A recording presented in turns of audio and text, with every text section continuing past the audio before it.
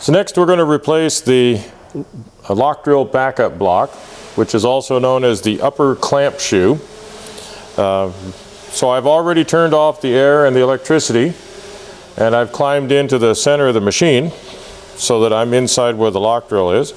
So we'll need to remove the clear plastic guard. We're going to take both of the front two bolts out and loosen the two back ones. And that plastic guard will slip out, and I can set it aside. The upper clamp shoe or backup block is right here on this upper assembly. To remove it, I'll take this thumb screw out.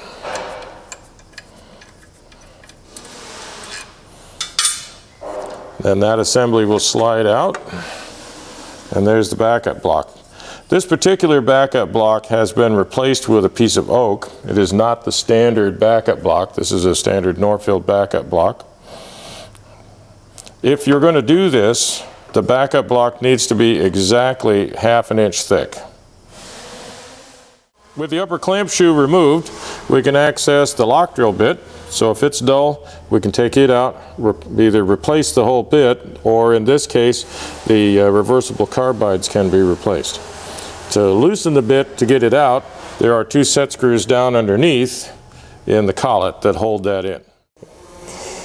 To remove the lock bore bit, we'll loosen the 2 top set screws in the collet and pull it out.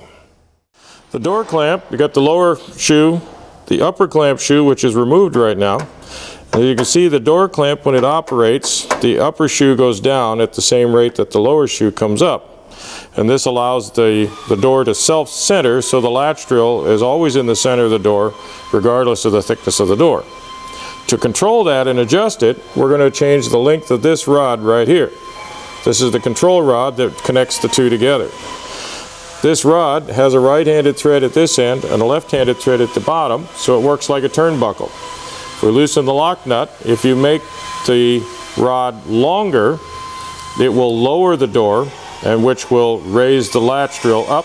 If you make the rod shorter, it will raise the door up and it'll lower the latch drill.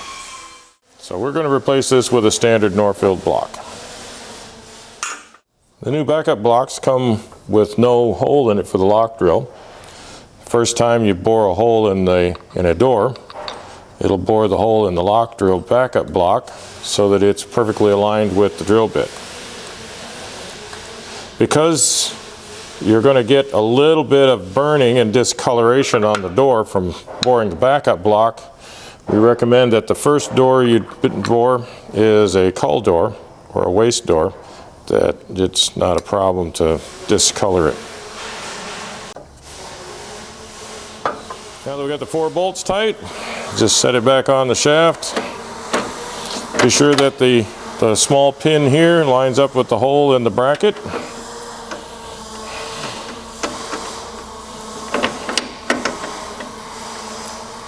Reinstall the thumb screw.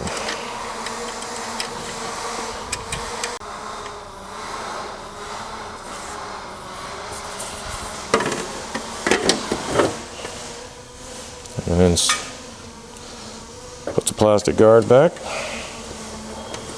and tighten the bolts.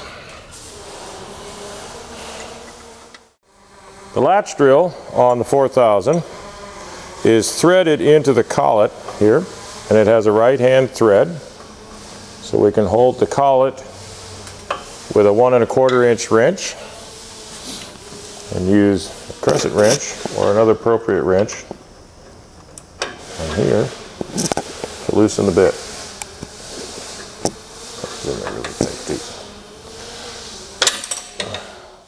And it will simply unscrew.